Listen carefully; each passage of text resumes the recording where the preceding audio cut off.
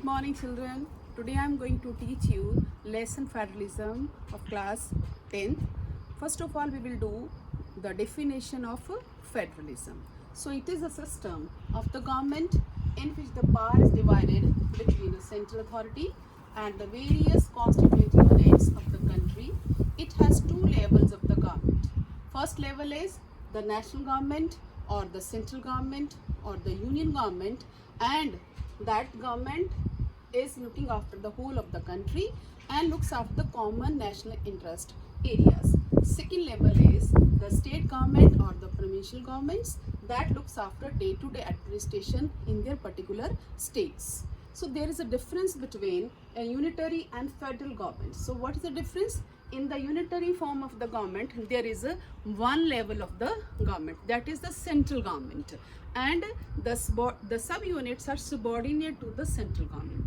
Central government can pass the orders to these units, whereas in the federal governments, the central government as well as the state governments or the provincial governments are independent in their areas. Central government cannot pass the orders to the state governments, but both the governments are there answerable to their people in their respective areas. So there are common features, there are key features that is of the federalism are, first is the federalism system. It has two or more tiers or level of the government. As in India, when the constitution was written, we were having two tiers of the government, that is the national government, that is the state level, both the levels, and later on third tier, that is the panchayats and municipalities were added. So another feature is these different tiers, they govern the same citizens, and each tier has its own jurisdiction and which is specified in the constitution. So constitutional amendments by both the levels means the changes in the constitution cannot be made unilaterally. So both the governments, they have to agree upon the changes. The courts have power to interpret the constitutions, and the financial autonomy and the sources of the revenues are specified for both the governments in the constitutions. But these federal features, they have a dual objectives. What are the dual objectives? It safeguard and promote unity of the country, and second is to accommodate regional diversities. And the ideal federal system has both the aspects. First one is the mutual trust and the agreement to live together, means the state government should have a faith on the central government and the central government should have faith on the state government to work for the progress and prosperity of the country. So but how these federations are formed? Federation formation, there are two routes. First route is the holding together and second is the coming together. So what does it mean, coming together? Here the independent states voluntarily forms bigger units and each state have equal powers. For example, USA.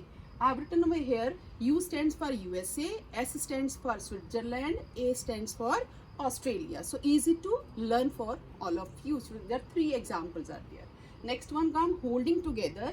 It means what is there here? The country, they decides division of the power here in the holding, and the central government is more powerful, and the constituent units have unequal powers.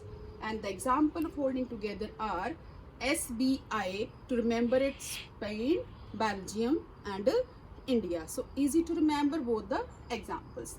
Next come, then what makes India as a federal country? India as a federal country means if the question comes, the list the features of federalism in India, then we'll be writing all these features. First one is the power sharing arrangements. The Constitution of India clearly specifies the three levels, that is the state government, central government and the panchayats and the municipalities or the corporation in country. Second one is threefold distribution of legislative powers, means the Constitution of India clearly specifies their powers are equally divided between the, that is the three lists. First one is the union list, second is state list, third one is the concurrent list. So what is the union list?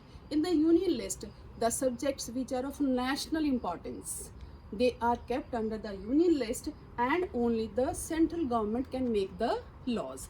For example, here the example which are those for that is the banking, currency communication, defense, all comes under the union list. Second is the state list. It means the subjects which are important for the local areas, for the regional state level.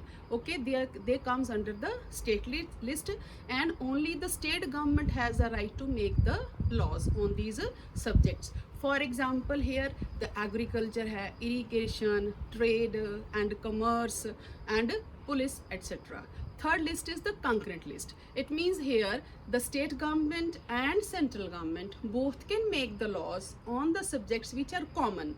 For example, here marriages, then adoption, succession, trade unions and education. So here, but what happens if the state government make the laws and the central government make the laws, but there is a dispute between both the governments? Then in that situation, the laws made by the central government will be applicable. That makes the central government more powerful in our country. Next, other than these three list, union, state and concurrent, the subjects which are not included in any of the list, they have been kept under the residuary powers. Clear? And these residuary powers, only the central government has the right to make the laws. And for example, here means those when the constitution was written, these subjects were not there, but later on they are there. For example, the computer software. The next feature is states with the special status, and special status states are Assam, Nagaland, Arunachal Pradesh, Mizoram, etc. These states have been given special provisions under the Constitution of India, Article 371, and they are enjoying these special provisions just to protect their culture, as they are having their historical circumstances. So the people living in these states, they can protect their rights to the land as well as in their culture, and they can get the jobs in the government. And if any Indian who is not the permanent resident of these states cannot buy the land in these states. Other than these states and areas, there are some areas which are very small. They are known as union territories. So they are too small, either they can be declared as a state government, so they have been kept under that union territory categories. For example, Delhi, Chandigarh, Puducherry, and other states. And who makes the laws for this? They are directly under the control of the central government. Other than their last features is constitutional amendments and the role of the judiciary. Under the constitutional amendments means, as we have read already, means the unilaterally the government cannot changes in the constitution. In our country, what is the rule here? Means if we want to make any change in the amendment in the Indian constitution, then both the levels they have to pass it. Means at the central level, the parliament, Rajya Sabha, Lok Sabha, both they have to pass it by 2/3 majority, and later on ratification by minimum 50% of the state legislatures. Then only changes can be made. And here judiciary acts independently because it act as an umpire. Means if there are disputes on any matter, either in the central government or the state government, the judiciary can act independently. And all these governments, state government and central government, they have their rights to levy the taxes on the people.